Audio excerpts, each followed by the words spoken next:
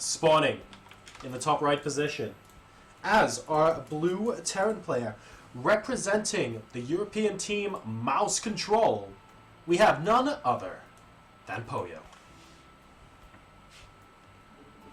He's going to be facing a Korean powerhouse in former tournaments, winner of the Intel Extreme Masters Singapore. Very, very happy that I was able to check him out in person there. What an incredible player this guy is. Well known for great aggression in the early game. What will he do here? It is Western Wolves, Sting. So, what can we be expecting from these two players? We're being TVT. Lots of sneaky shenanigans could be going on. We see Sting is starting off with gas first. That's really quite substantial. Sting, there's always going to be one game I remember more than any of Sting. And I believe I cast it actually with Lurlian. And that was the ESET UK Masters Season 1 against Hero Marine, where they were both on Neoplanet Earth. That was amazing. I was so watching from the audience that game. You were eating pizza. I was eating pizza. I remember that. I was waving it at you guys and saying, hey guys, look, I'm eating pizza. Yeah. But anyway, what happened was they both went for really aggressive openings. They both ended up killing each other's SCVs, all of them. Yeah. And then there was just these two orbital commands floating around and a handful of Marines and head-ins. So yeah, I think it was at like the 45-minute mark, they were on 8 supply each or something like that. It was ridiculous. Yeah, it was unbelievable. But anyway, back to this game. The point I was Who won that game, by the way? Sting. Just. Was that game 3 or game 2? It was 2. Okay, maybe. Yeah, because I think there was one more afterwards, but the players were so tired after that game.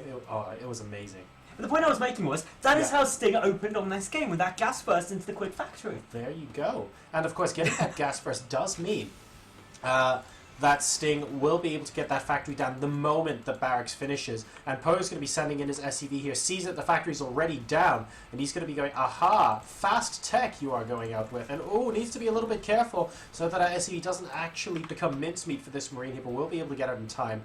Poyo really has seen everything he needs to see at this point. In the meantime, Sting has done loads of scouting to the point where he can almost start to see his natural expansion. Well, that's a bold new world for this Marine. He's never gone out that far before. That's true. That's why he's shooting these rocks, these bricks that are underneath at the bottom of the ramp, because he's like, well, that's far, that's away from home. I don't have to deal with that thing. There's pairs of them now as well. Exactly. So they can hold hands, they can go with a buddy. Buddy system is always the best way to explore the world.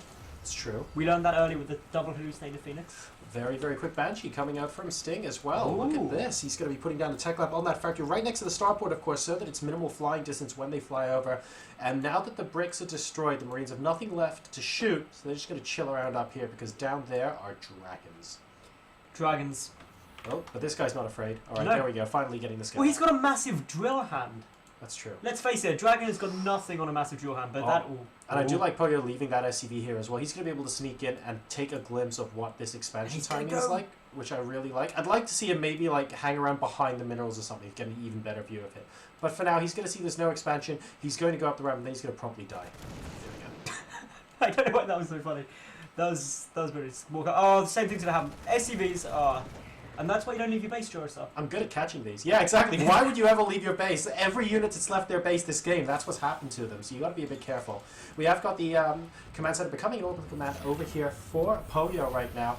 He's going to be swapping in. Are we going to be seeing some Widow Mines coming out of this factory here? No, we're going to be seeing some Hellions. So could have some, some good old-fashioned old-school Hellion Marine drops possibly coming in from Poyo here. It may be. It can also then transition to Hellbat drops, of course, but this Banshee is out now. This could be the hero of the day. This could be the unit that Sting so desperately needs. But there's the scan! What a money scan right there! And he sees it. He sees the tech lab researching on the starboard, and boom. Banshee incoming. Alright, so the Banshee is incoming right now, but is it going to be enough here? I mean, Cloak is done, or was it cancelled? No, it was cancelled as soon as that scan came down. And the Banshee is going to have a very rude awakening thanks to these Marines very quickly indeed. And it is one hit away from death. And the Viking is about to pop out as well for Poyo. So incredibly good scan and very successful defense from him. Sting does absolutely zilch with the Banshee. Although that wheel seems to indicate that a Hellion was a little bit less lucky. That poor Hellion. Again, ventured out the base. It doesn't go well for these units when they run away. No. So, anyway, where we've got with now is actually Poyo hasn't had to deviate from his norm so far. He had to hold it for Banshee and that was it. Meanwhile, Sting, he invested quite a lot in there, and those 2 Widow Mines placed down there just mean that any further Banshee harassment that could come in drops as well, because that's a really good drop position in these spawn positions for Sting, are gonna hurt. No, it really is. And a single Widow Mine doesn't kill a medevac in one hit, but a single Widow Mine plus a Viking does. So 2 Widow Mines is basically overkill, but he wants to absolutely guarantee that no drops are coming in from the southern position. That missile turret also there to mop things up. So I'd say Poyo is relatively safe on that front right now. He's a little bit less worried about this because it takes longer for drops to come in, and he's got that Viking on patrol there.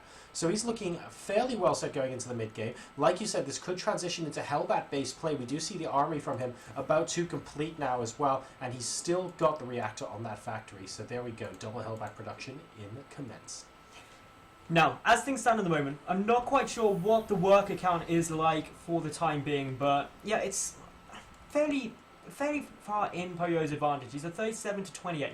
That's a good point for him to be in, and that's all because Sting invested quite a lot in that early Banshee, delayed his expansion. And this is where this knock-on effect can happen. Poyo's actually in a good spot. He takes out the Banshee now as well with those Vikings after only losing a handful of Marines. Definitely a good trade there. And Poyo, well, he's just macroing up, and if these Hellback drops, which he's likely going to try and get out in the near future, are successful, he could get himself into a beautifully comfortable spot. 2 more factories and a command center going down now for Poyo. Non-stop macroing up with the money he is receiving right now. These 2 Widow Mines still being very diligent over here at the southern position. No drops have yet come in from Sting, which is a little bit surprising, I guess. But it looks like he's just focused on trying to get what he perceives to be his ideal army composition. And it looks like it's going to be very, very old school bio tank coming out of him here. Very interesting choice. He's also getting concussive shell as well, so he's going to be able to slow down any units potentially that are going to run away from this. Poyo, in the meantime, is going to go for a Hellbat drop of his own before Sting does. He's actually moving that medevac out into the middle of the map to attempt to avoid any sort of obvious scouting pattern, which is what we see with this fight. But he's going to walk straight over the army moving forward. The Viking spots it. That is just pretty bad luck, I'm going to be honest and say it. And now this medevac is on a perilous task to try and get out of there. Will be successful in escaping, which is probably the luckiest medevac of the day. Oh, and the unlucky SCV of the day. SCV's aren't really having a good day in this map. Yep, that's true. And we have got a massive incoming force now from Sting. No medevacs with this force. Instead, just a Raven for that point defense drone and a couple of Vikings coming in. He's going to want to just siege up and do as much physical damage as possible.